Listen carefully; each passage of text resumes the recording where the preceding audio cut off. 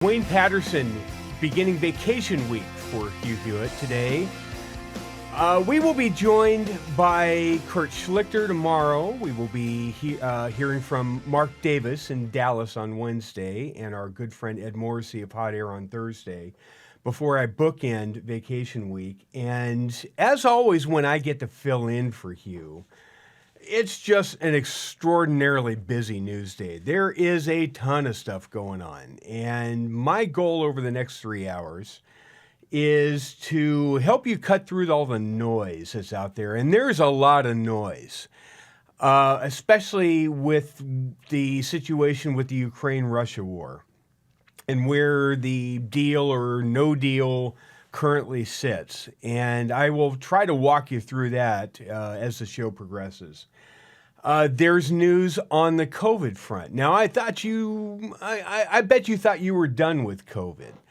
Well, would you believe me if I told you that there is a new bat virus that is being cooked up in the Wuhan Institute of Virology?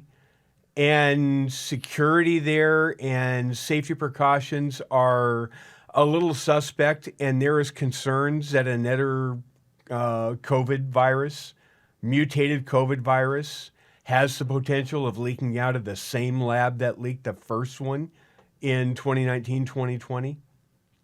You ready for those apples? I mean, it almost defies explanation. We'll talk to Tom Cotton about that. He's going to be joining us from the United States Senate as the Senate Intel Committee. And why Cotton? Because he was the one that was first to the post on this show saying that the COVID virus looked like it had escaped from the Wuhan lab in China. So we will talk to him about that. The ceasefire deal has ended in Israel, and all aid has been ceased by Benjamin Netanyahu and the IDF, and it's going to be interesting to see how that percolates over the next day or two. We will be joined a little bit later by Michael Oren. In just a few minutes in the United States Senate, they are going to take up the bill that passed in the House last week, banning biological males from playing in girls' sports. And that's expected to pass largely on a party line vote. I don't think there's many Democrats that are willing to give up on an issue that's an 80-20 issue or better in this country. Cuts against the Democrats, but they're just committed to it. Lots of economic news, lots of investment news, lots of tariff news. As the president makes an announcement at the White House in the Roosevelt Room just a few minutes ago that one of the largest semiconductor plants in Taiwan has announced they are going to set up shop in the United States, announcing a $100 billion investment deal, thousands of American jobs, and a hedge against any movement China may have against Taiwan by having a different place to manufacture semiconductors. Something internally here. There's lots of really good news out there, but of course the overarching story continues to be the fallout from the meltdown in the Oval Office Friday with Volodymyr Zelensky, the Ukrainian president, and the Trump foreign policy team. Now, I wrote a column over at Hot Air that appeared this morning, basically trying to do what I'm going to do here, which is cut through the noise. Now, there is a whole complex of people out there. This could be foreign leaders that are not big fans of Donald Trump. It could be elected Democrats. It could be Never Trump Inc. members. But there are lots of people in this country that don't really care so much about whether there's peace in the Ukraine-Russia war as long as Donald Trump gets thwarted in the process and doesn't get any credit for it. Their sole interest it's a Rorschach test, right? What happened in the Oval Office Friday is in large part a Rorschach test. You know, the little smudges of ink on a paper, and it depends on somebody's perspective and experience as to what they see in that spot. If you go into the Oval Office meeting Friday hating Trump with the heat of 1,000 suns, which a lot of people do, then you came out saying, oh my gracious, I am embarrassed to be an American. I can't believe what I saw. So off-putting, so beneath the office of the dignity of the office, all that kind of stuff. All the priors are met that, well, Trump didn't act the way a president should act, and therefore he's the worst ever. You could be on the pro-MAGA side to the point where you are such an American first person that you look at what happened in the Oval Office and Trump can do no wrong, Vance can do no wrong. Finally, you see what it looks like to have a leader in the White House that puts America first, puts all these foreign countries in their place, and that's fine for what it is too, but your priors are still your priors, right? You see it completely different. I definitely am an America First type of person, right? You know, I want to see this country succeed. I want to see Trump succeed. I want to see the presidency succeed.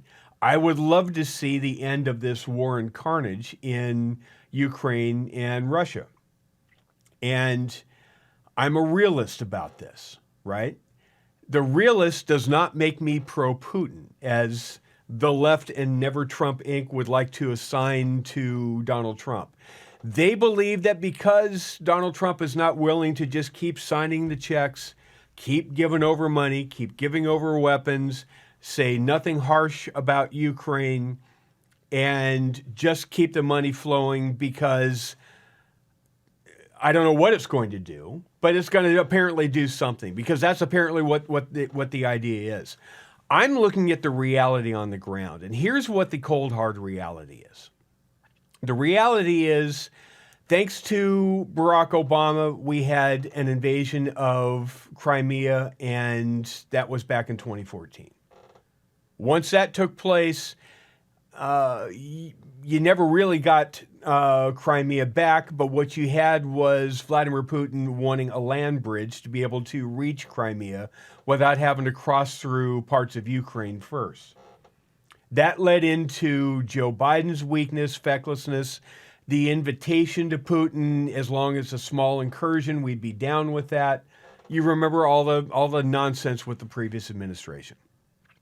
So what does Vladimir Putin do? He invades. He thought it would be an easy victory. He didn't think there'd be that much resistance. All credit, all kudos go to the Ukrainian people for demonstrating a very inspirational will to fight for the first 3 years of this. But let's look at what the reality is. The reality is it's a stalemate. You can throw all the money in at it that you want. You can throw all the weaponry in that you want. And you may make a little gain here and there. You'll lose some ground here and there. What's going to happen long term is it's going to be a war of attrition. Russia simply has more bodies to throw at this. They imported North Korean bodies and threw them as cannon fodder. If this is going to be a campaign where you just keep throwing money at it and you just wish for, and hope for the best, which seems to be the plan outside of what Donald Trump and his foreign policy team have come up with. The plan seems to be just keep throwing money at it because we have to. It's just the right thing to do. Okay, so you keep throwing money at it. And more people keep dying. And eventually, we don't know when, but eventually, barring something to tip the balance on the scales, Ukraine is going to run out of bodies before Russia is going to run out of bodies. That's just the reality. Unless NATO, whether it be the United States directly or NATO allies, decide to take on Russia directly and go in there and forcefully push them out of Ukraine and try to restore all the land to Ukraine, which nobody's willing to do, but unless that happens, there's nothing that's going to push and drive Russia out of all the land they've taken thus far. So you're into a diplomatic solution, which is what Donald Trump has tried to do. I've got all the audio from the weekend, all the video cuts from the weekend, and we're going to work our way through it. Joined by a good friend of the program, Olivia Beavers, who is with the Wall Street Journal, and is probably my favorite reporter up on the Hill. And I say favorite because last week, when I was recording one of my Dwayne's World podcasts, as I was recording the podcast, this is when the House was trying to jam through their budget vote. And I'm telling you, Olivia Beavers was absolutely indispensable because she was up to the second in what was going on. We thought we knew what was going on. We thought that there were 4 defections. It was all over with. They had to pull the plug. And then all of a sudden, Olivia's like, not so fast. It looks like we may have something here, and they're putting the vote back on again. Olivia, great reporting last week. Thanks for being on the Hugh Hewitt Show. Thanks, Dwayne. I mean, those votes are a lot of fun because sometimes you think they're going to go a certain way. You have enough Republicans saying that they're going to oppose it. They won't change their mind. And then you see politics at play. You see President Trump on the phone. You see leadership trying to make assurances and promises, maybe even a little bit behind closed doors. And those are the ones that are really fun, I think, as a reporter, where you are sprinting back and forth from the floor, trying to grab people and understand what was happening. But just because the House passed it out does not mean they're in the clear. There were not Senate instructions. So the Senate could take whatever the House just passed and redo it, send it back, and make it more in their vision, which seems to be less cuts and more room for the president's tax cuts, or less spending cuts and more room for the president's tax cuts. So we could still see some messy things devolve and more kind of, fireworks like we saw with that vote. I want to play you a cut from Speaker Mike Johnson, who was on Meet the Press on Sunday with Kristen Welker. Mm-hmm. And here's just one cut he had to say because it prompts me what you were just talking about and what we may see ahead in the next week or so. Cut 19. Well, there was a little initial pushback just on the strategy, but I'll say this very clearly. There is no daylight between the House Republicans and the Senate Republicans. We all have exactly the same idea and mission, and that is to deliver the America First agenda. The One Big Beautiful Bill is the vehicle to do that. And as Leader Thune has said, and Senator Lindsey Graham, Senator Ted Cruz, and others who were initially in favor of a different strategy, of a two-bill strategy, they acknowledge the importance of the House leading on this, I think, and I believe we're ultimately going to combine forces and get the One Big Beautiful Bill done. I think the effort is to get it done. The idea is to get it done by the end of April and get it to the president's desk for signature, because that will provide much needed relief to the American people, economic relief, stability for business owners and people who have to make decisions going forward. And in that same bill, Dana will do all sorts of things. Make sure the border is secure. We will get American energy dominance going again. We will reduce red tape and cut down the bureaucracy in this country that the American people want us to do. And again, move one step forward even further in restoring peace through strength. So it's a critical piece of legislation. He was also on Meet the Press as well, but that clip was from CNN with Dana Bash, obviously.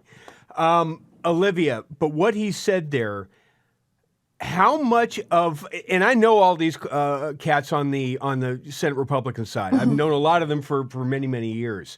I'm sure in their heart of hearts, they would like to see the budget deal look differently than what passed out of the House. But how much of the driving force here is the razor-thin majority in the House dictating what can get through the House? Meaning if the Senate puts through what they want to put through, they've got to know that it's probably not going to be able to get squeezed through the House, right? That's certainly the warning that you're hearing from House Republicans. They're like, look, we barely got this bill through. Don't go around playing with it. But even before the bill passed, you had senators like Lindsey Graham telling my colleague that they plan to really kind of overhaul it. I don't know if I'm saying that correct. It's Monday. But you know what I mean. Like completely change it from the way that it had been put forward. Now, I think that Speaker Johnson's correct. They do have the same mission. They do want to fund the president's agenda and the key priorities that Republicans ran on in the election. But they definitely have had disagreements about how to do it, how many cuts and where to cut to get there. And I think that those dialogues are still happening. I mean, they haven't even really started to be able to fill out what the budget blueprint details are going to be. They just have sort of this broader framework, and the Senate could completely scramble that. As far as what's coming up ahead in the Senate, by the way, joined by Olivia Beavers of Wall Street Journal, there is going to be a vote in the Senate tonight sometime, about the protecting women's sports, keeping biological males out of women's sports. Is that going to be pretty much a bipartisan, or is it going to be a partisan vote, or do you expect any Democrat crossover on this? I think I think it's a procedural vote, so I don't think they're going to get 60. So it's probably going to come back up again. But in the House, I think there were only 2 Democrats who supported it, and they were more kind of frontliner, centrist members. This is definitely one of the areas that Republicans were able to squeeze Democrats on the campaign trail. So I can see a world in which you might have a centrist, kind of like in the House, backing it and crossing the line. But I would bet money that it's largely along party lines. That it's an 80-20 issue in the country, and the Democrats are going to stake out that 20% ground. It's stunning to me, Olivia.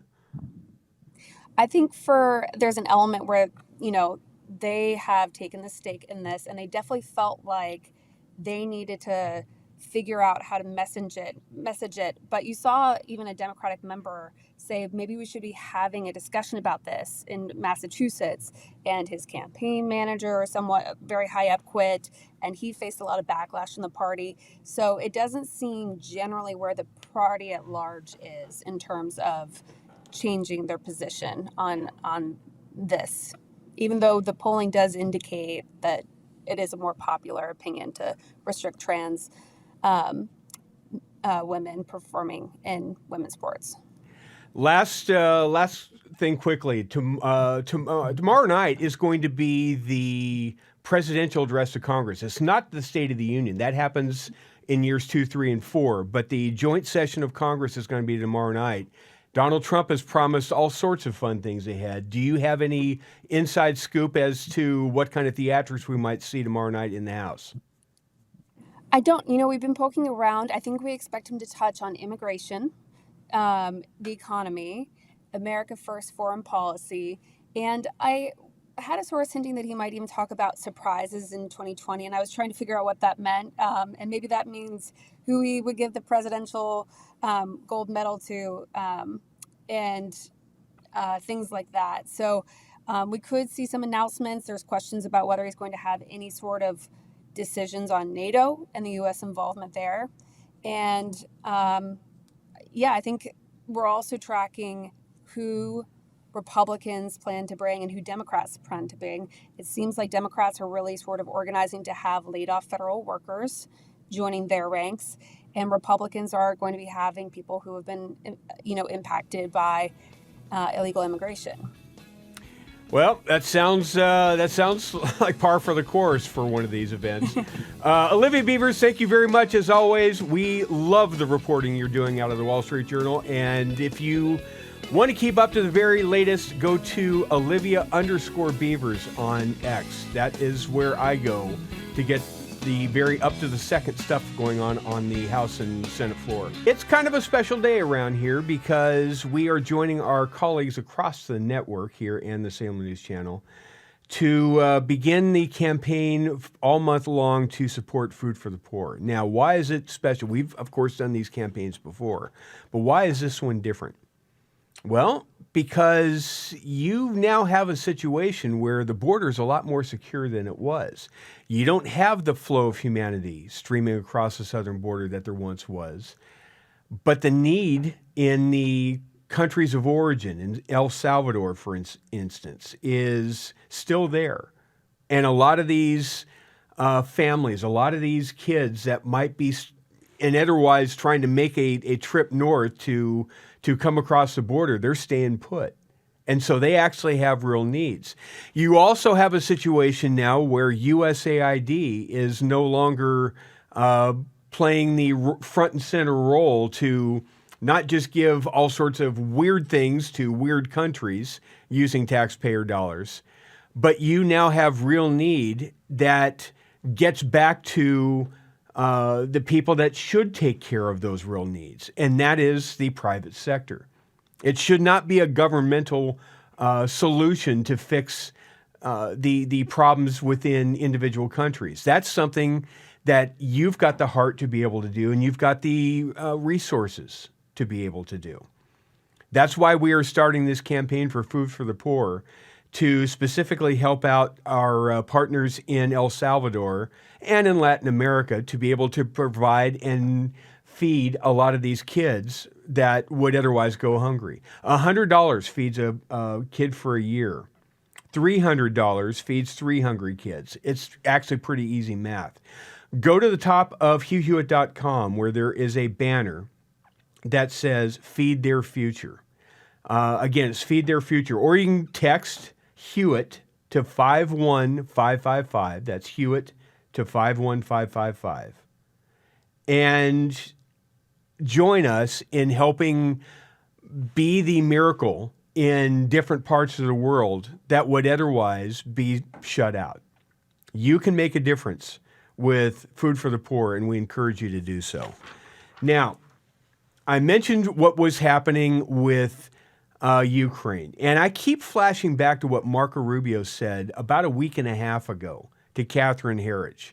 Exclusive interview he gave at the time, and it was very telling because he talked about Volodymyr Zelensky, and he kept changing the deal. Let's play cut number 21. When President Trump posts that President Zelensky is a dictator without elections, what are you thinking? I think President Trump is very upset at President Zelensky, and in some cases, and rightfully so. Look, number one, Joe Biden had frustrations with Zelensky. People shouldn't forget it. There are newspaper articles out there about how he cursed at him in a phone call because Zelensky, instead of saying thank you for all your help, is immediately out there messaging what we're not doing or what he's not getting. I think the second thing is, frankly, I was personally very upset because we had a conversation with President Zelensky, the vice president and I, three of us.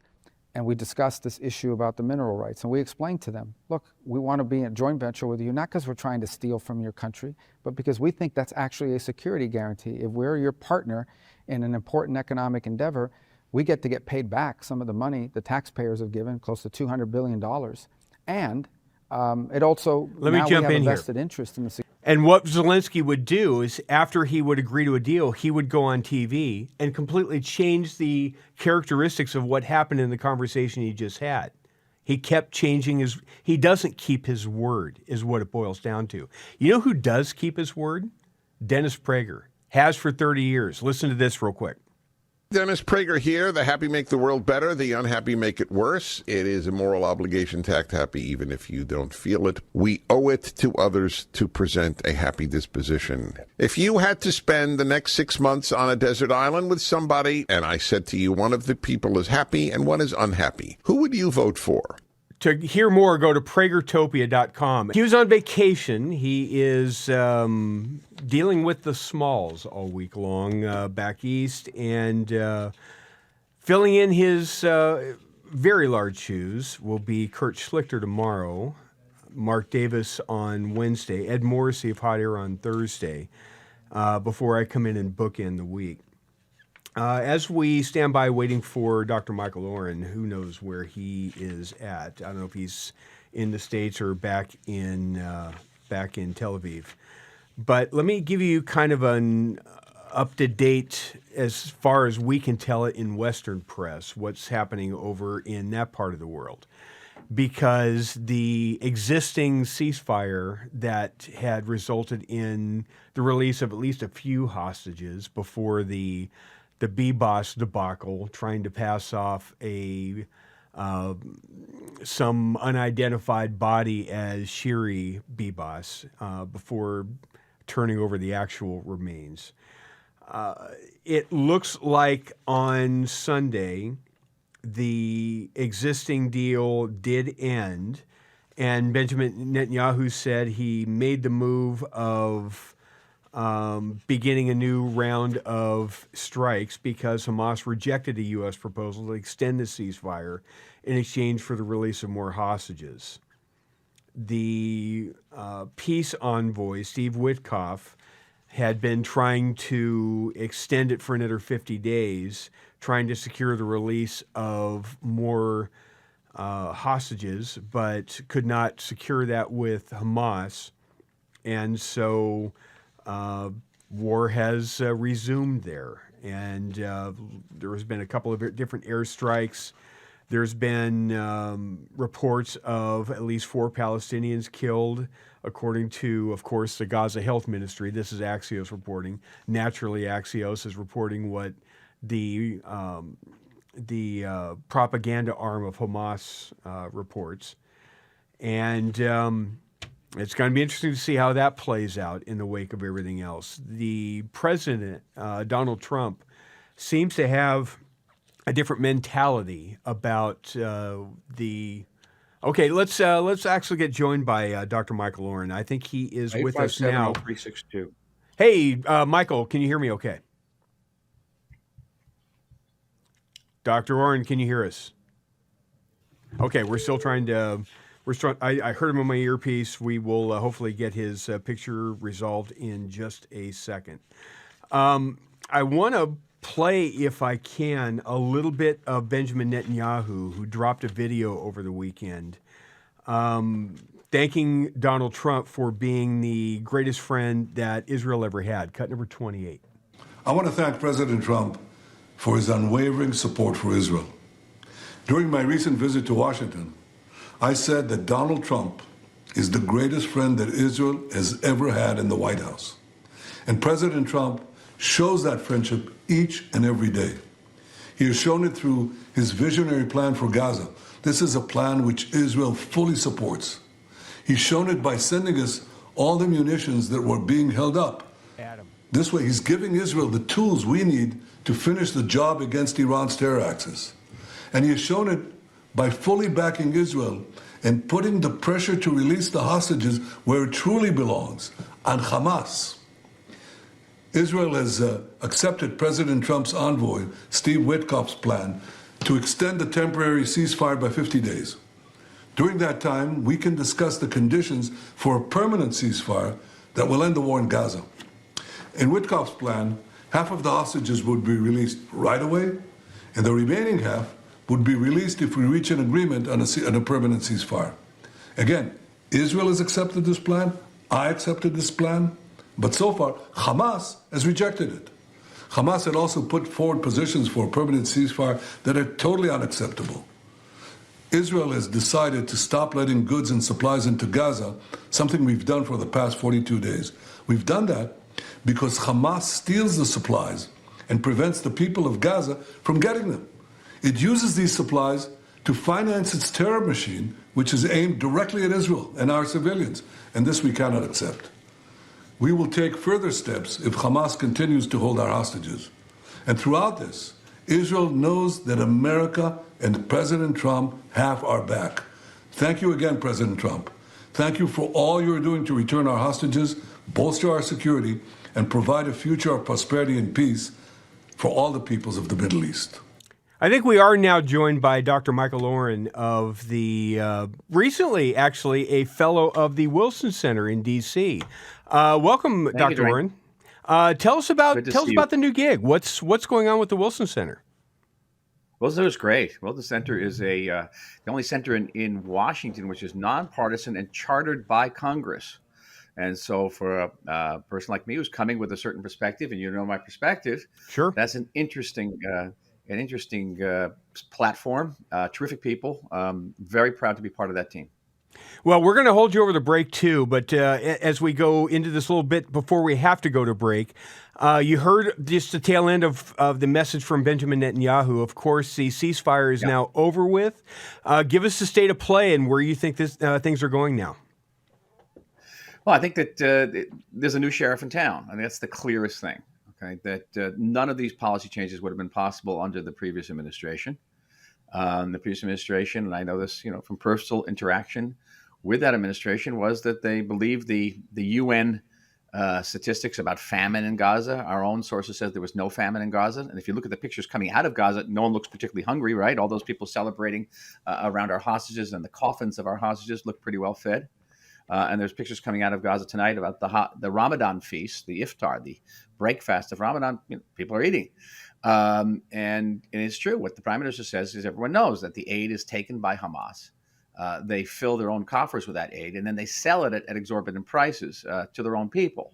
And so basically funding Hamas. Now, I got to be honest with you, Wayne.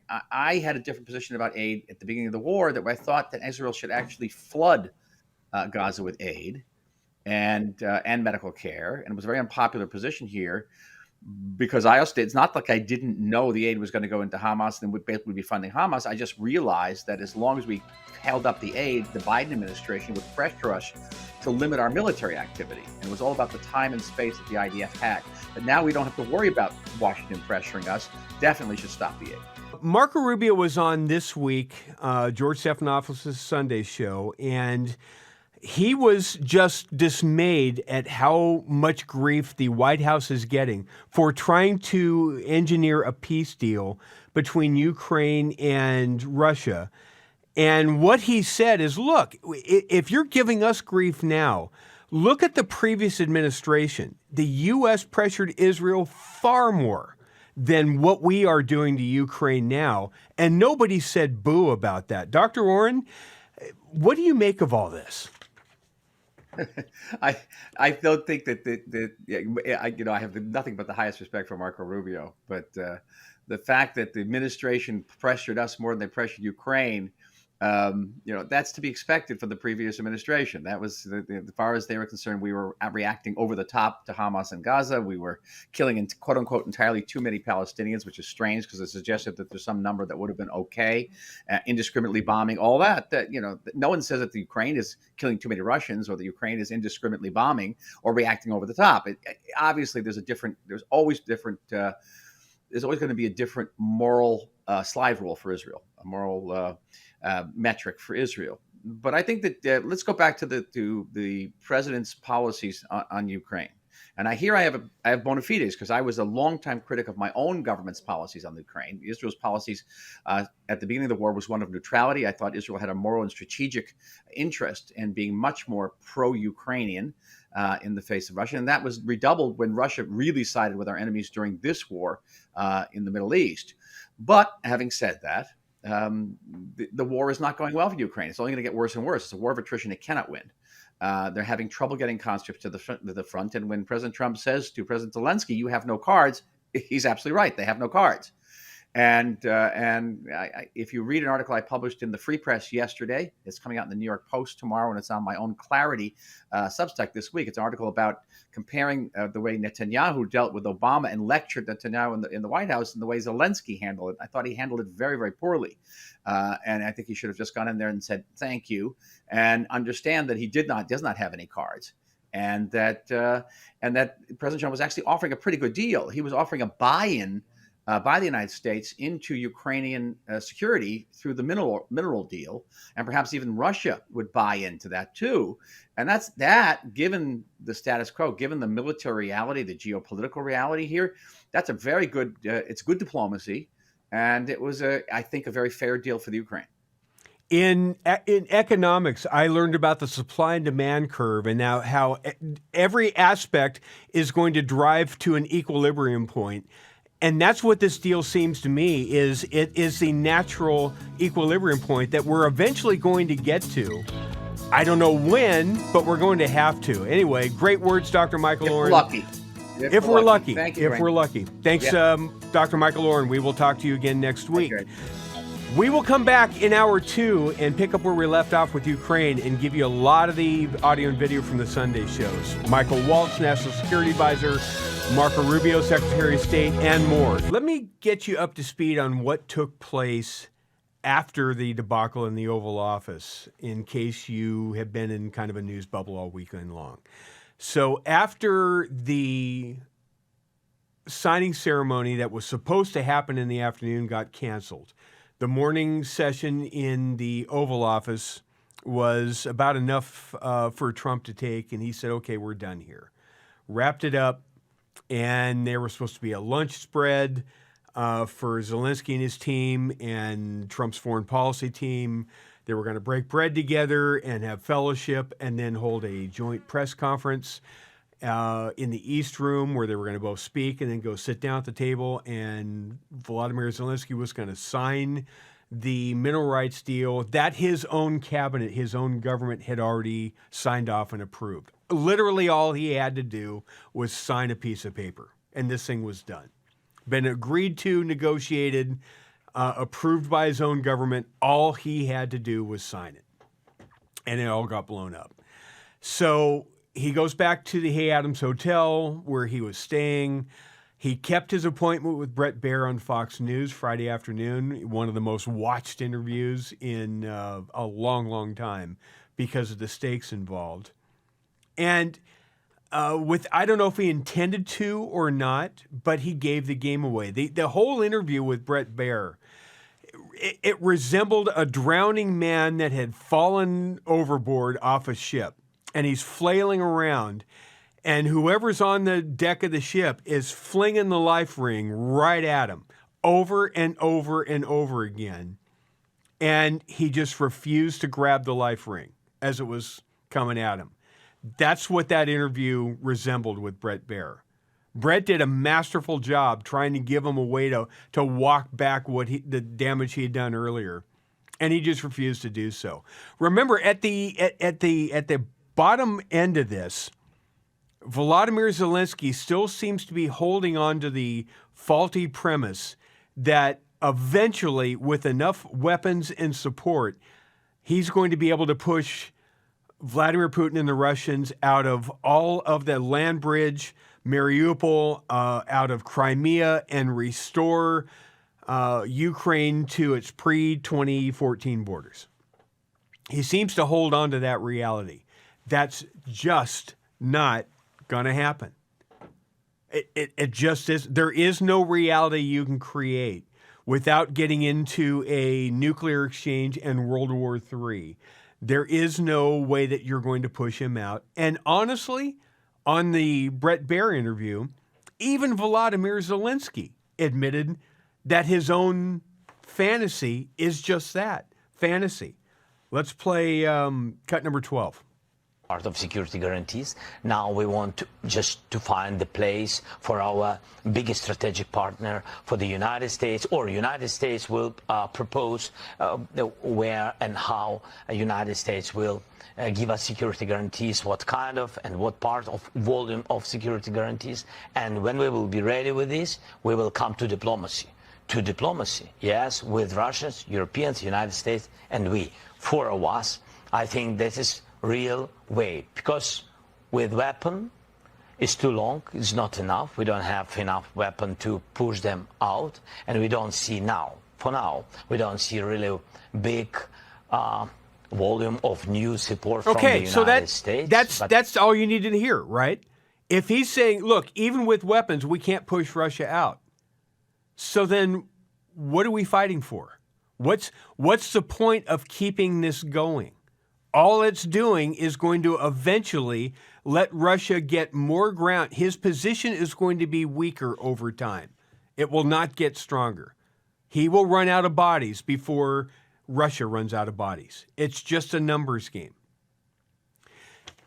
So what does Volodymyr Zelensky do? He goes to Britain's Keir Starmer, the Prime Minister, and secures a 100-year deal, 2.6 million or billion pounds worth of weaponry and manpower and all sorts of things. They conduct an emergency summit of European nations. All the support is there for Volodymyr Zelensky. Well, except for one thing.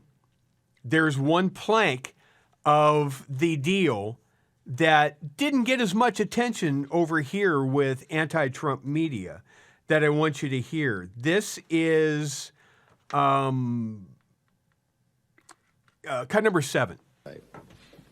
First, we will keep the military aid flowing and keep increasing the economic pressure on Russia to strengthen Ukraine now. Second, we agreed that any lasting peace must ensure Ukraine's sovereignty and security, and Ukraine must be at the table. Third, In the event of a peace deal, we will keep boosting Ukraine's own defensive capabilities to deter any future invasion.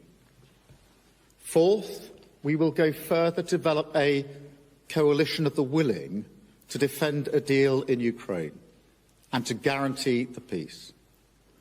Not every nation will feel able to contribute, but that can't mean that we sit back. Instead, those willing will intensify planning now with real urgency. The UK is prepared to back this with boots on the ground and planes in the air. Together with others, Europe must do the heavy lifting. But to support peace in our continent and to succeed, this effort must have strong US backing. Oh, wait a minute. Wait just a minute there, buddy. Anything that we've just said that we're going to do with Zelensky, all the planes in the air and all the boots on the ground rhetoric, that's just window dressing, unless, of course, the U.S. backs our play and they are a willing partner in this whole thing. Something that this administration is not going to do, which means everything that Vladimir Zelensky thought he just got over the weekend is air, it's vapor, it's words, it's not reality. He went on an interview and said the end of the war with Russia is, quote, very, very far away. Donald Trump reacted online by saying this is the worst statement that could have been made by Zelensky, and America will not put up with it for much longer. It is what I was saying. This guy doesn't want there to be peace as long as he has America's backing. And Europe, in the meeting they had with Zelensky, stated flatly that they cannot do the job without the U.S. Probably not a great statement to have been made in terms of a show of strength against Russia. What are they thinking? Over the weekend, Michael Waltz was all over the place and said this on Fox with Charles Hurt, cut number 15. His ambassador and his advisor were practically, I mean, they were practically in tears, wanting this to move forward. But Zelensky was still argumentative. And finally, what I said, look, Mr. President, time is not on your side here. Time is not on your side on the battlefield. Time is not on your side in terms of the world situation. And most importantly, U.S. aid and the taxpayers' tolerance is not unlimited. So, you know, I think he is used to hearing, actually, I know he is used to hearing that as long as it takes, as much as it takes, blank check, and the United States really doesn't have much of a say, you can determine the outcome of all of this. That's what he heard for years from Biden and his team, and he has not gotten the memo that this is a new sheriff in town, this is a new president, and we are determined to take a new approach towards peace. Mike Johnson, the Speaker of the House, was on Meet the Press with Kristen Welker and had this to say, cut number 17. You've got to bring an end to this war, and for Zelensky to come in and make demands that he wasn't even making a year ago, I think shows that his priorities are in the wrong place. And I certainly hope that he will come back to his senses. President Trump has been very clear about this, that if he is ready for peace, then we can negotiate a deal. And Kristen, this mineral rights deal is a win-win for everyone. It will give us access to rare earth minerals that we need, and it will provide a level of security for Ukraine. They will effectively be in an economic partnership with us. It's still the only deal out there. It's the best deal out there. Why? Because there's not another one out there any better. Not better for Ukraine, not better for Europe, and not better for us. And the sooner Zelensky signs that piece of paper, the better it is for his own citizens and for Europe. Joined on the line by the chairman of the powerful Senate Intelligence Committee.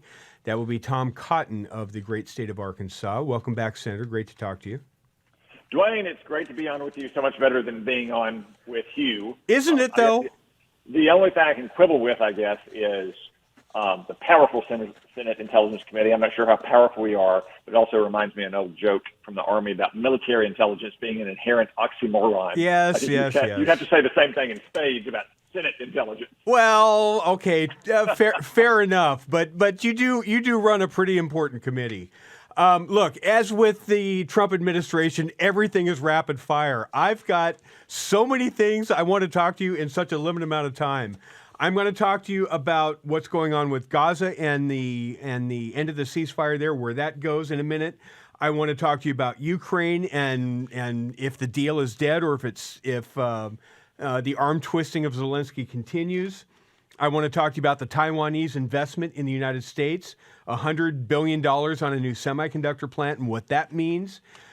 But I would be absolutely committing malpractice if I didn't refer to the New York Times guest essay by Dr. Ian Lipkin and Ralph Barrick. And I want to read you one paragraph from this story, because as soon as I read this, I went, oh my gracious, it's a good thing I'm talking to Cotton today.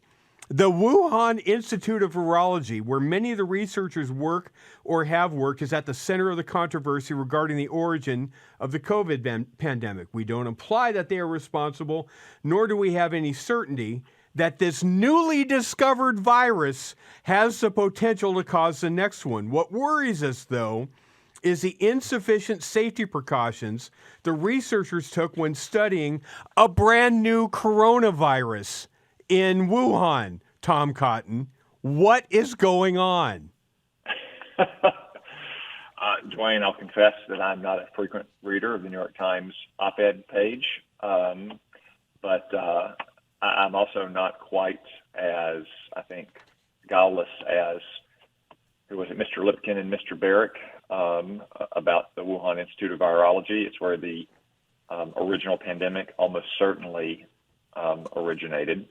And I do worry that it's still up and it's still operating, and who knows what kinds of research they're doing there and whether or not that research is up to safety standards, as they proved time and time again before 2020 that they were not up to safety standards. So anytime you hear news from these Wuhan labs, they're doing this kind of research and they're identifying new coronaviruses, I think you have to be very skeptical and somewhat concerned. Of course. More on that later. But let's spin to what's going on in Ukraine. So, what was your impression after the debacle in the Oval Office on Friday, and what do your colleagues in the Senate feel about Zelensky now, maybe as to a time 6 months ago, a year ago, 2 years ago? Has Zelensky is he starting to wear out his welcome? Well, Dwayne, I mean, I think it's regrettable because everyone in the Oval Office wanted the same thing. They want to have a durable and lasting peace in Ukraine that stops the killing and prevents a third future invasion of Ukraine by Russia. I think most of what President Zelensky said was better left unsaid or said in private, not in front of the cameras. I would point out that Benjamin Netanyahu, for years, has gotten much worse treatment from first Barack Obama and second Joe Biden, and has actually had their administrations put concrete pressure on the government of Israel, such as withholding certain kinds of munitions, withholding bomb-clearing bulldozers, putting political pressure on Israel at the United Nations. Despite all that, Benjamin Netanyahu has always managed to maintain his relationship with the American president, whoever it may be, Barack Obama, Donald Trump, Joe Biden, and now President Trump again, and obtain for his country the support that they need. So hopefully we'll get things back on track, and President Zelensky can sign the deal that he was prepared to sign on Friday, and President Trump can go forward with our partners in Europe in trying to forge what we all hope will be a lasting peace that ensures quiet between Ukraine and Russia. It's not only the best deal that's still out on the table, it's the only deal, right? I mean, there's really no practical alternative out there, is there? I don't think so. Again, President Trump doesn't have a deal fully closed. I mean, it's going to take negotiations with Vladimir Putin. Sure. It's going to take negotiations with Vladimir Zelensky. But in the end, it's the only prospect for a peace. I think most serious observers, and I include myself in that group, don't see a way to end this war on the battlefield. It's gone on for too long. The forces are too entrenched. And Russia, though making gains, are making them in very, very modest incremental ways. And if a war is not going to end on the battlefield, Dwayne, with a decisive victory, the only other way for it to end is at the negotiating table. Very quickly on the House budget that passed last week, very narrowly, that is now in front of the Senate. I know the Senate had passed kind of their own version of the budget. How much of the narrowest of the majority in the House is dictating what the Senate is going to do based upon what can actually get through the other chamber? Well, Dwayne, we're very mindful that the House has an even smaller majority than the Senate does. Obviously, that's unusual since they've got more than 4 times the number of members. So we're working closely with Speaker Johnson and his team over in the House. We will, I expect, at some point soon take up their budget. Happy to consider that. Happy to include tax provisions along with what we pass in our budget, which is rebuilding our military, securing our border, unleashing American energy production. Now the House has passed that version as well with the tax measures. Obviously, there's some things in the House budget that we'll want to modify. I think the House budget provides for only 7 to 8 years of tax cuts for working families. We are very keen on making those permanent. I think right. most House members agree. But we'll, I suspect, be taking up that budget in the weeks ahead, and that'll become the new blueprint for passing the legislation that ultimately does deliver on tax cuts for working families, a secure border, more affordable American energy production, and a much stronger military. And then very quickly, as a closing question, how big of a deal is it that TSMC is investing $100 billion in the U.S. to make semiconductors here? It's great news. I commend the president for it. Commend TSMC. They make cutting-edge semiconductors in Taiwan. I wrote in my new book, 7 Things You Can't Say About China, that's one of the reasons Taiwan is so vital. We're never going to get all of that semiconductor manufacturing capacity off of Taiwan, but it's really critical for the American economy that we build redundant capacity here in America to suit our needs, to minimize the risk of a disruption if China decides to go for the jugular and invade or blockade Taiwan. Go read that book, 7 Things You Can't Say About China, because it's all spelled out in there. I want to say a quick hello and mention to the Tribbles, the longtime Hewitt Show denizens that make up the chat room at Hugh's subscriber site, Huniverse.com, of which I have been a part of for quite a long time. Used to do an after show there before doing my Dwayne's World podcast. But the Tribbles that hang out in the chat room have been making Monday afternoons their weekly hangout session now that we're in the new time spot. And wanted to say just a quick shout out to Traveling Cynic and Whiskey Dale and Major Bob and all the characters that are in the chat room. You can be part of that too by going to Huniverse.com. And I've met a bunch of them, and they're really good people by and large. But if you look at them, they're not starving. They're not poor, and they're not starving. Let's just leave it there. You know who is? A lot of these kids in El Salvador that are no longer making the trek up north to try to get across the border. They've kind of given up on that because the border is now effectively sealed. So they're staying put and trying to make do in a situation where poverty is everywhere you look and starvation is everywhere you look. And you can't rely on governments to do what they're supposed to do with tax dollars. Lord knows we've seen that with USAID. But the fortunate thing is there are international relief agencies like Food for the Poor that are doing what they should be doing, and they are force multipliers for people in the private sector like you and me who actually do have the resources and can and do have the heart to help. If you go to the top of HughHewitt.com and let it load, there's a banner that says Feed Their Future. All of the shows on the network, on Salem's both radio and TV network, are partnering with Food for the Poor this month to help raise money specifically in El Salvador to feed kids, educate them, give them the necessities of life, the basics that they need. $100 feeds a kid for an entire year because of the force multiplying. $300 feeds 300 kids, and you can help out as well. If you just simply text Hewitt, Hewitt, to 51555, or better yet, go to the banner at hughhewitt.com and click on that Feed Their Future banner. I would be enormously grateful. Hugh would be enormously grateful. And the kids in El Salvador would be enormously grateful. Also want to check the market because we had a bit from Howard Lutnick, the Commerce Secretary, who was on Fox over the weekend with Maria Bartiromo. And he was asked about the tariffs because the Mexico and Canada tariffs and the 10% extra that are going to go on China were set to go into place tomorrow. And that's going to happen. They are going to go into place.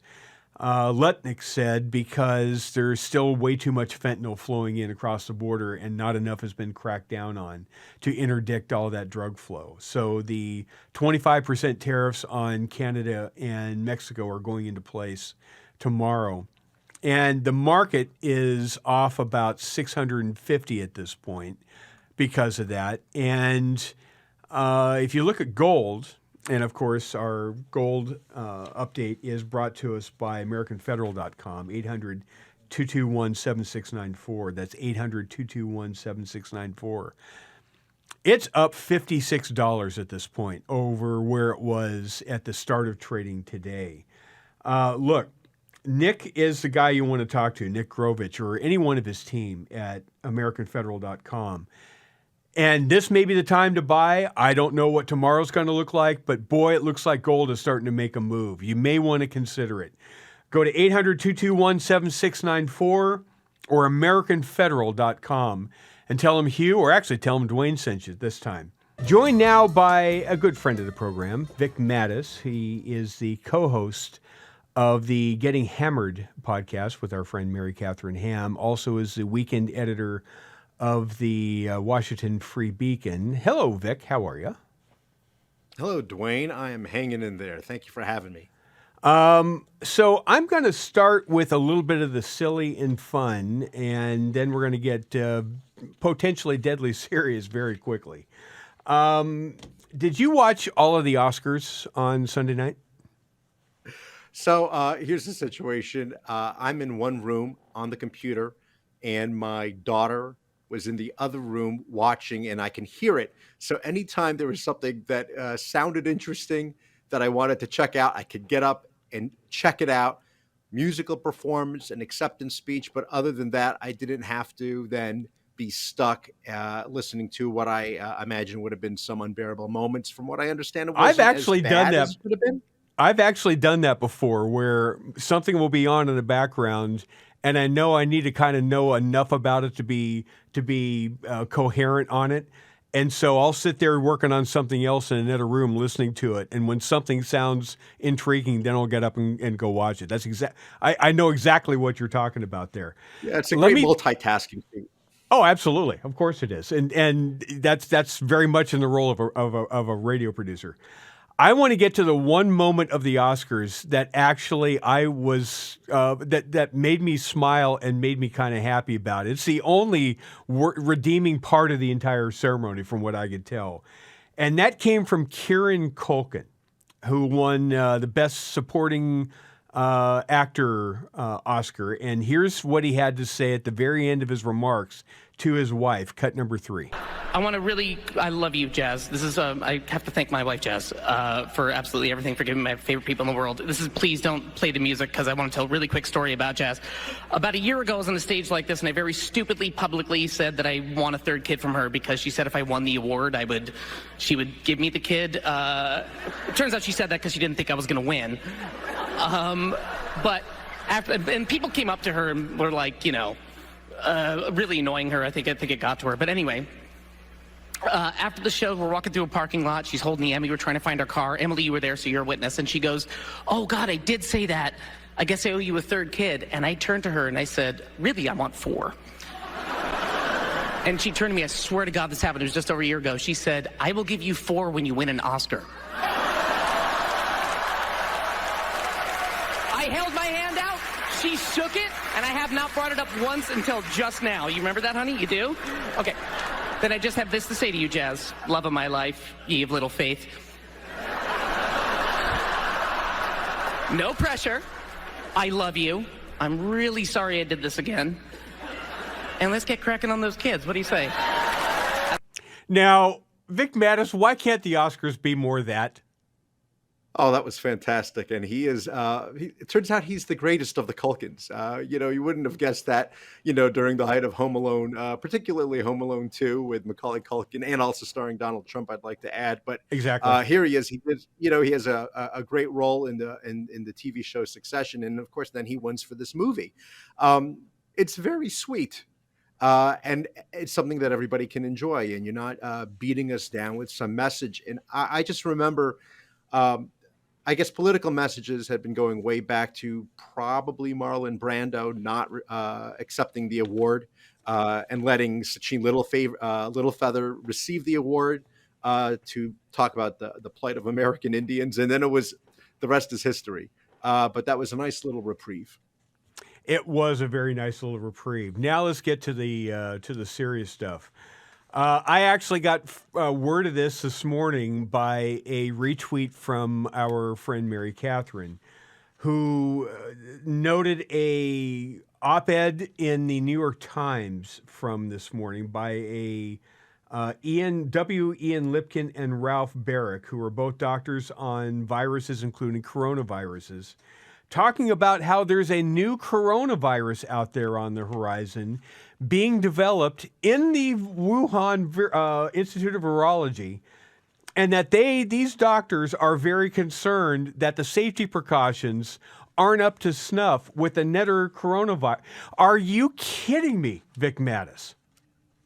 Well, I think my main concern is somebody at the Wuhan Virology Lab then going to grab a bite to eat at the wet market. At the wet market, get a little bat soup. Wuhan. And that's how it happened. As you know, it's either the bat or the pangolin lizard, somehow a jump species. And then we have a problem on our hands. No, we seem to be repeating this over. The only difference, of course, is now that Trump is the president and Anthony Fauci is no longer running things. So I'd like to think that we'd be much more vigilant about not letting this happen and certainly not funding it through the EcoHealth Alliance and other organizations. But yeah, that's not great news. It is not great news. And let me give you one more piece of great news that I've been studying all day to fill in and host Hugh's show. I don't know if you happen to run across this, but listen to this. Over the weekend, China sent 3 naval vessels dubbed Task Group 107 to within 300 miles of Australia's shore, not within their territorial waters, but within their commercial overflight range of ocean. And they started conducting live fire drills 300 miles off the Australian shore. The New Zealand Navy had no idea they were there. The Australian Navy had no idea they were there. They weren't notified until commercial aviation radioed it in from flying over them. That's not comforting, Vic Mattis. No, I hate to make an analogy to World War II, but it's like their own version of a co-prosperity sphere. They're doing Exactly. it because they can. That's exactly right. Yeah, and they're testing the limits. Obviously, their eyes on the prize here. It's about Taiwan. And other than these exercises that you just mentioned, Dwayne, they're also have been doing things such as cutting cables. Whether or not they say it's by accident or not, but they have these trawlers that cut cables, internet and communication cables that connect Taiwan to the mainland, ultimately with the idea that if you cut enough of these cables, they'll be cut out. And that's part of the plan, and we got to put a stop to that. I can't wait for the next Getting Hammered podcast where you and MK talk about the next virus coming out of Wuhan. I can't wait for that episode and what that's going to sound like. Go to @Victorino Mattis on Twitter or X and follow all of his stuff there. And of course, it's a free beacon. And check out the Getting Hammered podcast. It's pretty terrific. When Hugh signed off on Friday, the news out of Rome and Pope Francis was pretty dire. He was apparently suffering a bronchial spasm, and that was after having pneumonia, what they called bilateral pneumonia, and all sorts of health issues. His kidneys were beginning to fail. There was lots of medical concern about the condition of the pontiff. And over the weekend on Sunday, from the Gemelli Hospital in Rome, Pope Francis wrote a letter to the faithful, and I thought I'd bring it to your attention. Sisters and brothers, I send you these thoughts once again from the hospital, where, as you know, I have been for several days, accompanied by doctors and healthcare workers, whom I thank for the care and attention with which they look after me. I feel in my heart the blessing hidden within fragility, because it is precisely in these moments that we learn even more to trust in the Lord. At the same time, I thank God for giving me the opportunity to share, both in body and spirit, the condition of so many sick and suffering people. I would like to thank you for your prayers, which rise to the Lord from the hearts of so many faithful in various parts of the world. I feel all your love and closeness, and in this particular moment, I feel as though I am being carried and supported by the entire people of God. Thank you all. I too pray for you, and above all, I pray for peace. From here, war seems even more absurd. Let us pray for the suffering Ukraine, for Palestine, well, that's regrettable, Israel, Lebanon, Myanmar, Sudan, and Kivu. With trust, we entrust ourselves to Mary, our mother, wishing you a blessed Sunday, and see you soon. So from that, it looks like he is over the bronchial spasm and he is on the mend, which is good news. As far as the suffering for all, I don't know where he pulls Palestine from, because that's not really a thing. And it really hasn't been a thing for a very long time. That's kind of the part about Pope Francis that makes a lot of people crazy, but the rest of his message is solid enough. As far as reaching people and meeting the needs, let me just tell you quickly about what happened to me a couple of years ago, which is I was a lot bigger than I currently am now and needed to lose a bunch of weight. And folks at myphdweightloss.com came along and worked with a very crazy schedule I had at night producing this show.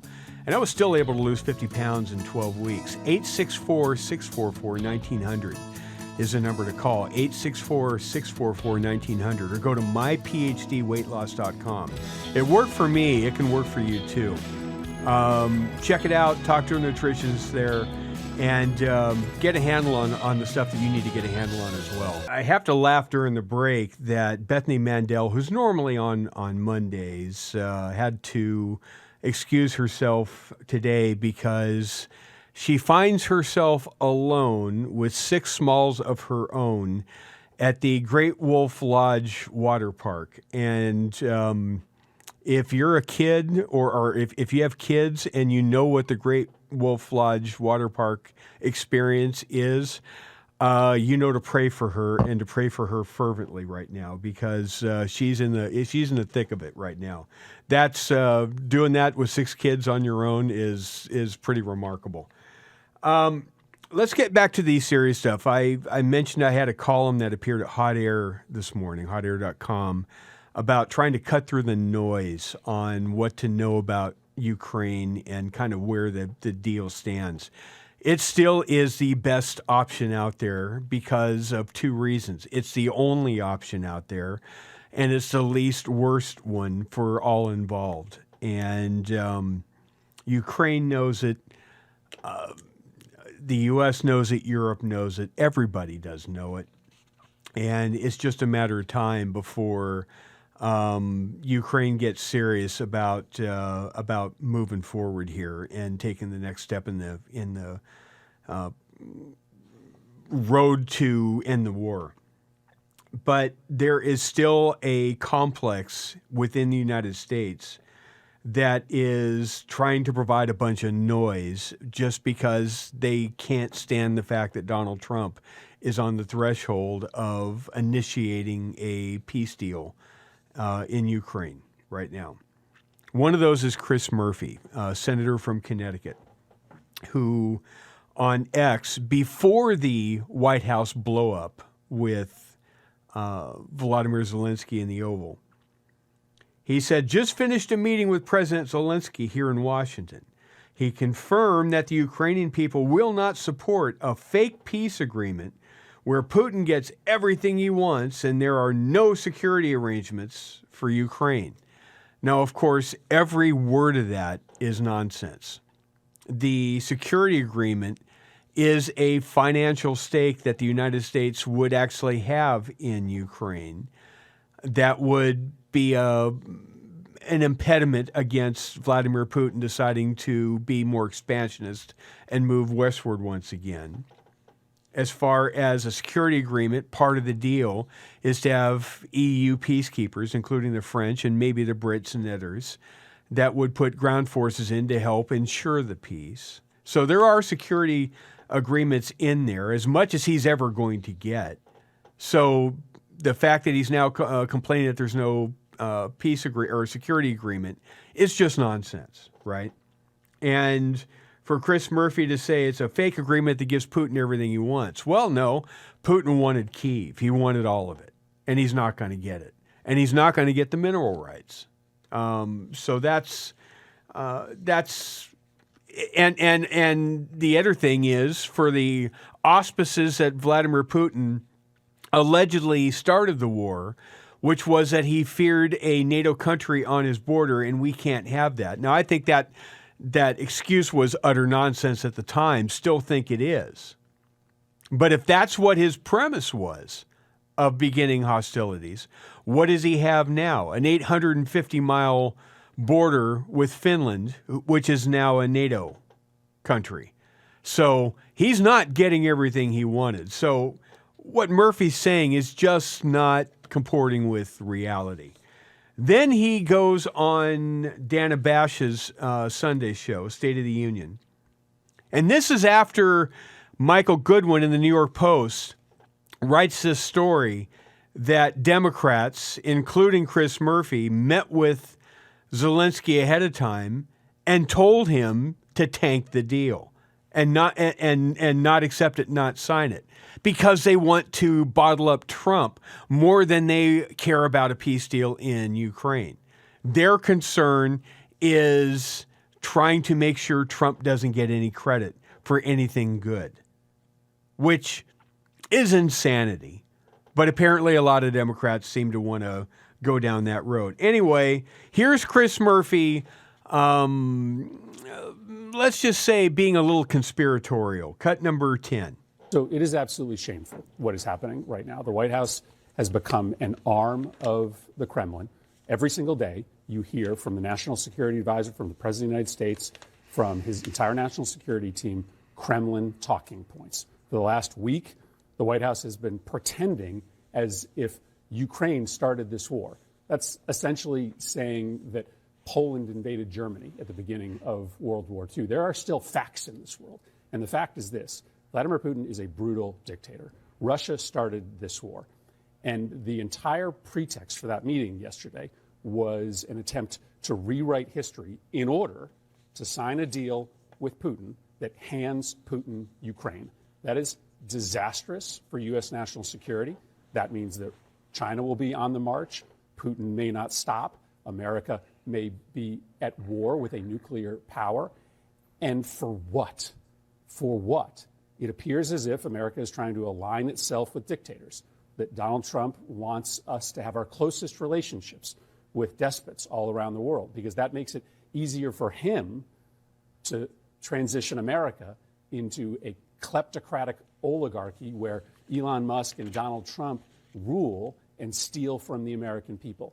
If we were allied with democracies, that would be harder. But if the United States' closest partner is Russia, then it makes it a lot easier for Donald Trump, Elon, and their billionaire pals to steal from the American people, to steal our data, to steal our Medicare, to steal our Medicaid in order to enrich themselves.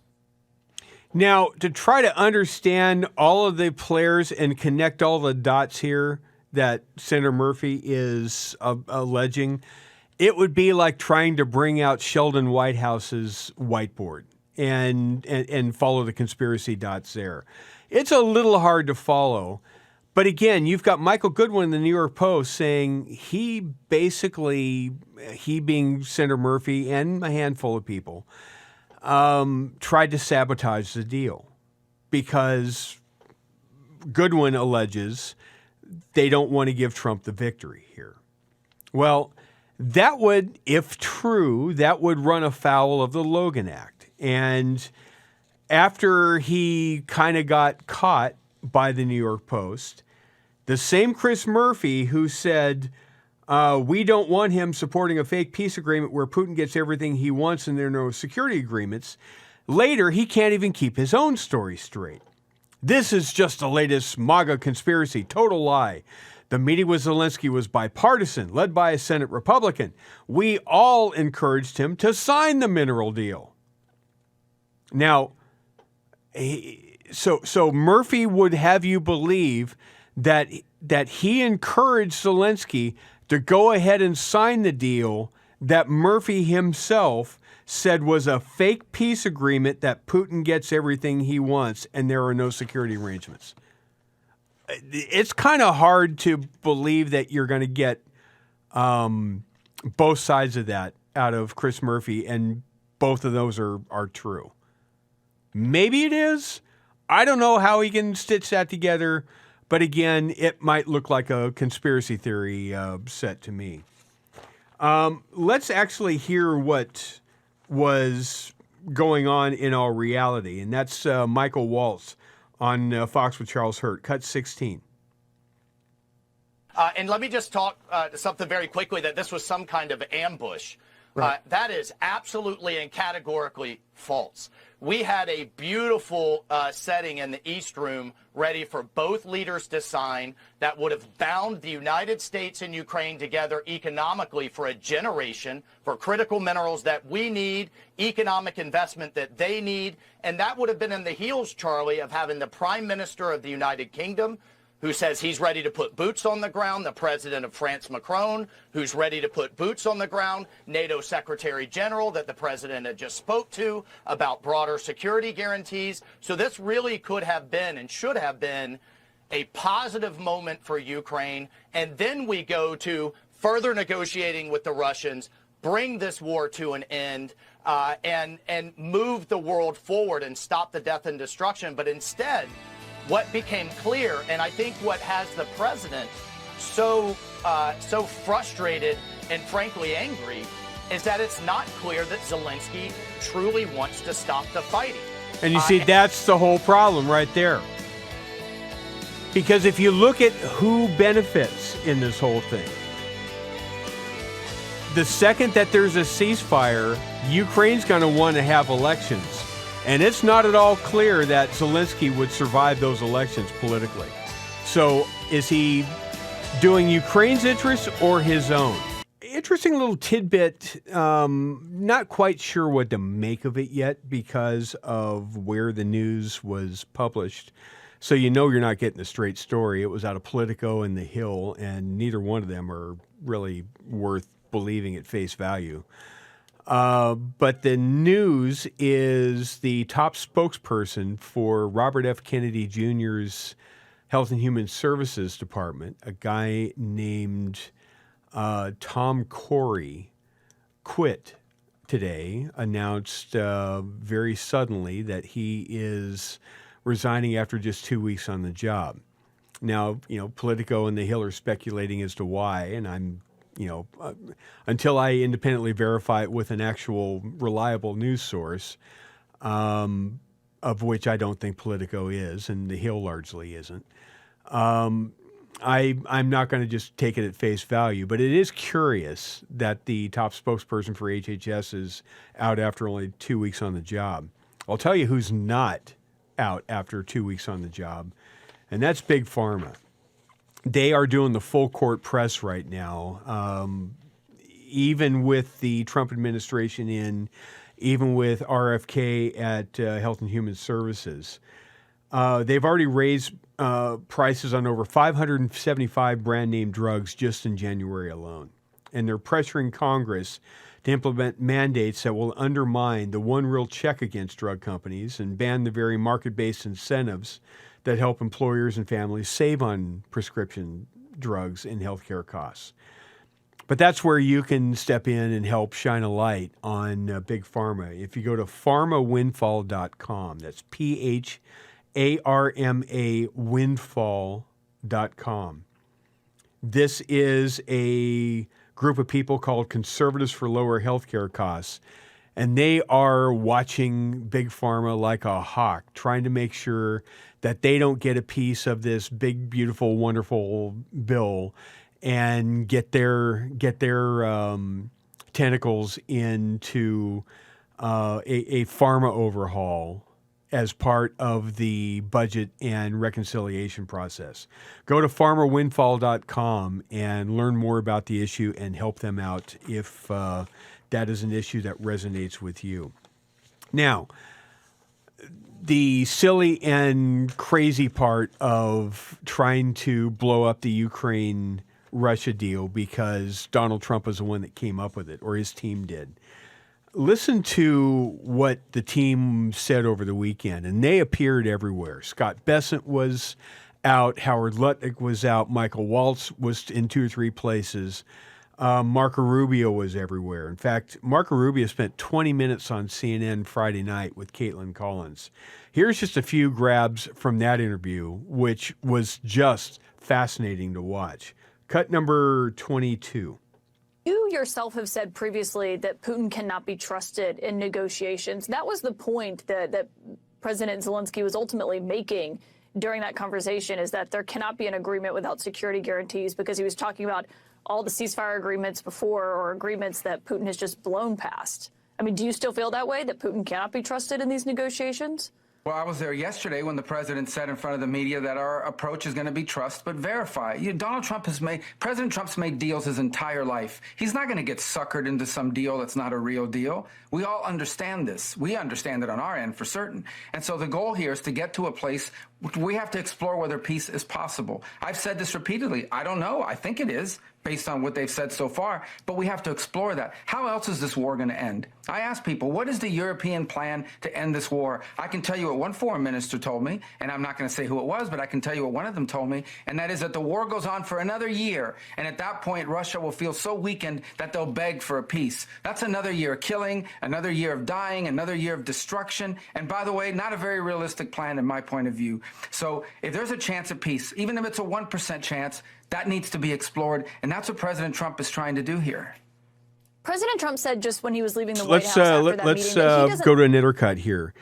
When I started the show, I played you a cut that Marco Rubio gave to Catherine Herridge back on the 21st of February, talking about how frustrated and ticked off the entire foreign policy team is at Zelensky, who would agree to the basics of a deal, handshake on it, and then get up and you'd leave the room.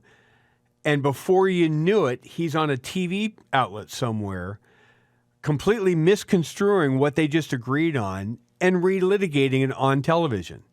And that doesn't go very well. It certainly doesn't make you a very trustable character.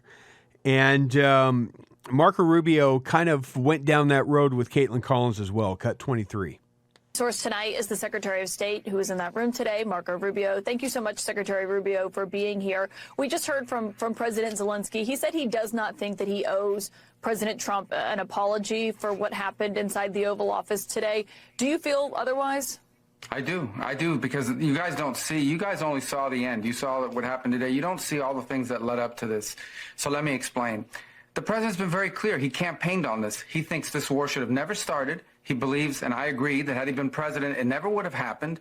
Now here we are. He's trying to bring an end to this conflict. We've explained very clearly what our plan is here, which is we want to get the Russians to a negotiating table. We want to explore whether peace is possible. They understand this. They also understand that this agreement that was supposed to be signed today was supposed to be an agreement that binds America economically to Ukraine, which to me, as I've explained, and I think the president alluded to today, is a security guarantee in its own way, because we're involved. It's now us. It's our interests. That was all explained. That was all understood. And nonetheless, for the last 10 days, in every engagement we've had with the Ukrainians, there's been complications in getting that point across, including the public statements that President Zelensky has made. But they insisted on coming to D.C. This agreement could have been signed 5 days ago, but they insisted on coming to Washington. And there was and should have been a very clear understanding. Don't come here and create a scenario where you're going to start lecturing us about how diplomacy isn't going to work. President Zelensky took it in that direction, and it ended in a predictable outcome as a result. It's unfortunate. That wasn't supposed to be this way, but that's the path he chose. And I think, frankly, sends his country backwards in regards to achieving peace, which is what President Trump wants at the end of the day, is for this war to end. He's been as consistent as anyone can be about what his objective is here. Look, Scott Bessent said basically the same thing. Michael Waltz said basically the same thing on his appearances. Donald Trump, when he was at Mar-a-Lago over the weekend, he cut a little video from there and said that he wasn't going to get suckered into a bad deal. It's not hard to understand what actually took place here. And what took place is Volodymyr Zelensky took a deal that he had agreed to on no less than 3 different occasions. The previous 2 times, he kind of reneged on that deal, kind of welched on that deal, and said, I want this instead. And he got told that that's not what the deal's going to be. And he said, okay, I guess I got to take it anyway. And so he agreed the second time. And then he reneged on it. And then after almost 3 weeks of this, they finally get to the place where he agrees on it, gets his own cabinet, his own government to sign off on it. It's all laid out, all approved, and he decides to relitigate it for the American cameras and beg for money. It's not going to work. So tomorrow night at 9 p.m. Eastern, the not State of the Union, it's not officially called the State of the Union until a president has been in office for a full year.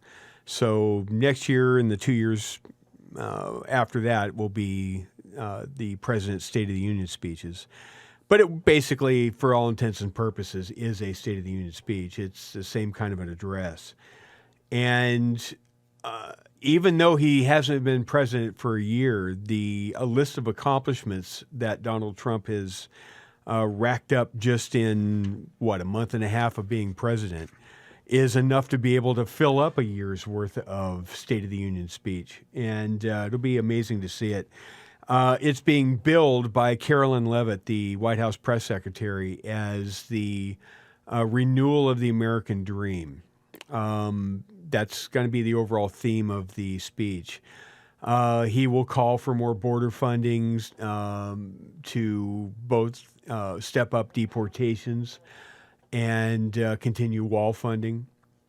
But by and large, it's going to be spiking the ball on all the things that have happened thus far. We'll see how well that's received and what he has to say and how long he goes. But you can watch that on the Salem News Channel. They will be streaming it on salemnewschannel.com, as well as I think the audio will be on the Salem Radio Network as well. So check that out tomorrow night, the president on the big stage. And he's got a lot that he can show as accomplishments. You know who doesn't have a lot to be able to show as accomplishments? And that's the children of El Salvador. And that's where you can come in and be the hero there and help save the day. Look, there are a lot of families that would have otherwise tried to make the trek coming up north and try to cross the border and stress the infrastructure here even more. But that avenue has been closed down. There's a lot of families, there's a lot of starving kids in places like El Salvador that are now going to stay put and ride it out. And the government there can't take care of their needs. The government here through USAID has certainly shown they can't be good stewards of money. But you know who can is Food for the Poor. They are a Christian nonprofit international relief organization. They are not a bloated government agency. Virtually every dollar that goes to Food for the Poor goes to feed starving kids in all sorts of places in our hemisphere. If you go to the top of HughHewitt.com, you'll see a Feed Their Future banner if you just let it load. And click on that and make a very generous donation. $100 feeds a kid for an entire year through their multiplying ability. 300 kids feeds 300. $300 feeds 3 hungry kids for a year. Do the math. 10 kids is $1,000. 100 kids is $10,000. You've got the resources, and I know what this audience can do and has done for the 20 plus years we've been on the air. And it's nothing short of inspirational and extraordinary. So we ask that you partner with us like we do all month long and help out our friends at Food for the Poor. Go to that Food for the Poor banner at the top of HughHewitt.com or text Hewitt to 51555. When we come back from the break, Marco Rubio was on This Week with George Stephanopoulos, and I kind of saved the best to last here because the exposition that Marco Rubio gave to Stephanopoulos was just extraordinary. I got to play a little Scott Bessent as well, maybe a little more Michael Waltz. But the team around Trump just exudes competence and transparency, and it is such a refreshing change from the last administration, and I want to make sure you hear it before too much time gets passed. I want to go back to the This Week program with George Stephanopoulos yesterday because Marco Rubio was on there, and our good friend Dennis Prager has a lot of memorable sayings. One of those is he prefers clarity over agreement. And that's what you get with Marco Rubio and much of Donald Trump's team is clarity. And he brought that in spades on Sunday. And I want to play 3 different cuts from that interview with George Stephanopoulos. Let's play cut number 25.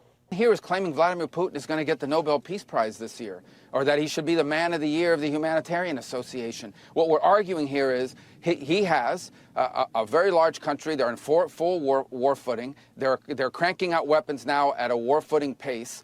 And we need to figure out, is there a way to get them to stop the war? And the only way you're going to do that is to get Russians engaged in negotiations, something the Europeans haven't been able to do, the Biden administration wasn't able to do or didn't even try. That's the goal here. It's that simple. Can we try to sit with them and figure out whether there's anything, what are the Russians' demands, under what conditions would the Russians be willing to stop this war? And as I said, we don't know what those are because we haven't talked to them in 3 years. That's the singular goal here, is to try to bring about an end to this conflict, and it begins by getting them to the table. Ultimately, like any truce, like any peace agreement anywhere in the world, those things will have to be enforced, they'll have to be enduring, there'll have to be safeguards put in place. Everybody understands that. But it begins with the first step, and that is engaging them to see if it's even possible. Because if it's not possible, then what we're looking at is a protracted stalemate with thousands of people dying, billions of dollars pouring in, and more death and destruction. And that's not something the president wants to be a part of. He's made it very clear. Aren't those talks feasible only if the United States is willing to also provide security guarantees to Ukraine? That was the point that President Zelensky was also making in the Oval Office. Well, the security guarantees, which I actually like to call deterrence of a few, is all contingent upon there being a peace. Everybody's saying security guarantees to secure the peace. You first have to have a peace. We don't even know if the peace is possible. And this was understood by the Ukrainians. It was explained to them repeatedly. And that is, here's our strategy. We're trying to get Putin to a negotiating table. Let's not everyone knows the history here, the back and forth. We understand that. We all understand that. But the question now is, can we get them to a table to negotiate? Again, just brutal clarity of what the stakes are They know full well what the history was. They know full well who the invasionary force is. Everybody that wants to jump all over Donald Trump for not saying who the aggressor was and who the victim was, that's all rhetoric and that's all noise. The fact of Vladimir Zelensky showing up not wearing a suit and all the complaints about that, that's all noise. You have to get down to, do we have anybody serious on every side that we can take the next step to try and find a way out of this stalemate?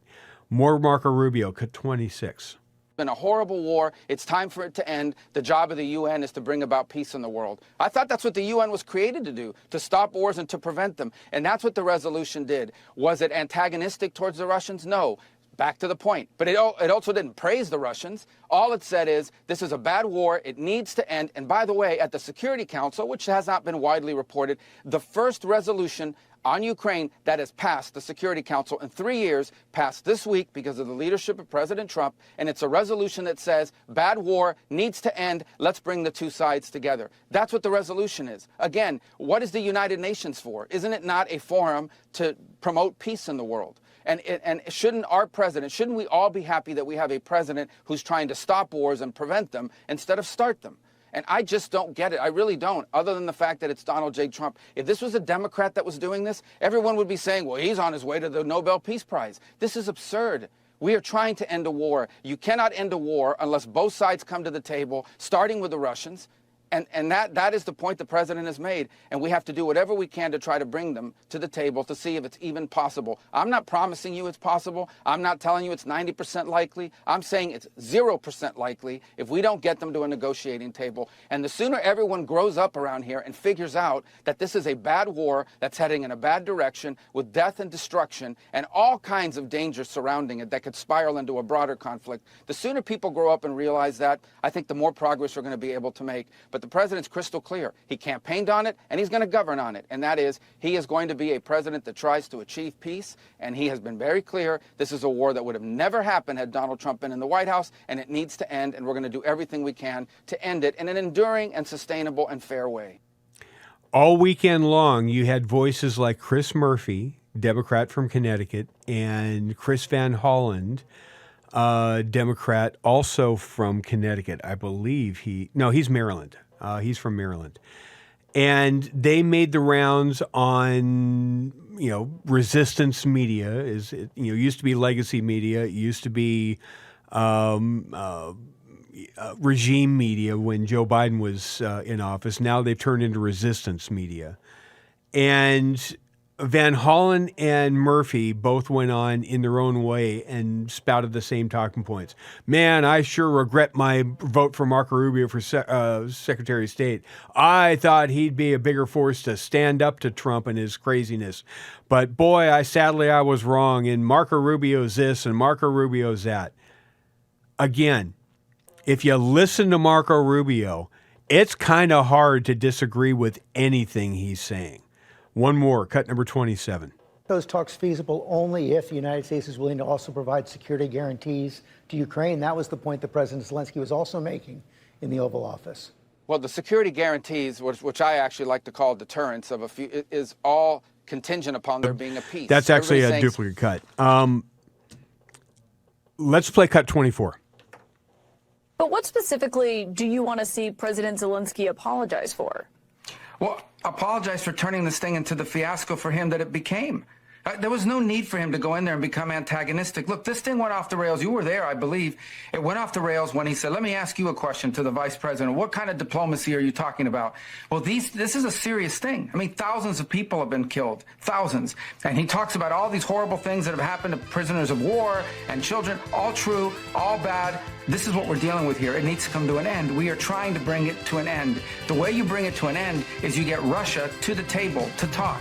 And he understands that attacking Putin, no matter how anyone may feel about him personally, forcing the president into a position where you're trying to goad him into... That is the way forward. There's only one way forward, and that's this deal. I promised you a little bit of Scott Bessent all day long, and he was on Face the Nation with Margaret Brennan. Remember, he's the guy that got the first agreement to the same deal from Vladimir Zelensky before Zelensky reneged on that a couple of weeks ago. Here's what Bessent had to say. Cut number 5. Margaret, it is impossible to have an economic deal without a peace deal. The sine qua non for an economic deal is that Ukrainian leadership wants a peace deal. I thought this was a building block towards getting to Well, it was supposed to be, but President Zelensky came into the Oval on Friday. There were 3 things that were going to be done. There was going to be a press conference. There was going to be a private lunch with 16 of us. And as you can see from Dan Scavino's the post on his X account, we were already set up to sign the deal. So it's unclear now. President Zelensky has thrown off the sequencing. And Margaret, let me tell you the most tragic part of this. The President Trump's idea for this economic arrangement was to further intertwine the American people and the Ukrainian people and show no daylight, to show the Russian leadership that there was no daylight. And President Zelensky came into the Oval Office and tried to relitigate in front of the world the deal. And the place to have done it would have been in the private lunch. That's absolutely right. If he would have had problems with the deal, he should have done it without doing it in front of the cameras. And look, you can have people all day long trying to blame Trump and Vance for it, but it's not hard to see who the gray hat is in here. Now, the black hat is Putin. Always will be. But if you can't trust Zelensky to keep his word, not once, not twice, but at least 3 times thus far, and he still comes off looking like a grifter, at best, he's no longer a white hat in this. He's a gray hat at best. Now, for the Republicans, after the enormous victory they had in November, I didn't think that the Republican Party was in for as much luck as they may be in for in 4 years in 2028. Back when Kamala Harris chose Tim Walz to be her VP nominee, which just blew all of us away because we thought the obvious logical pick was to pick Josh Shapiro, the governor of Pennsylvania. She picked Walz. Why? The Daily Beast's William Valancourt on August 6th last year said Harris picked Walz because he has no presidential ambitions, according to the campaign. Well, Helicopter Hands Walz appeared on a program with David Remnick over the weekend and said, I'm not arrogant enough to believe that there's a lot of people that can do this, but if the circumstances are right and I have the right skill set for the moment, I'll do it. He's in. He's running. Could you imagine a Tim Walz primary campaigning against Kamala Harris and Gavin Newsom? Could the Republican Party be that lucky? Man, I sure hope so. As a radio producer, Lord, do I hope so.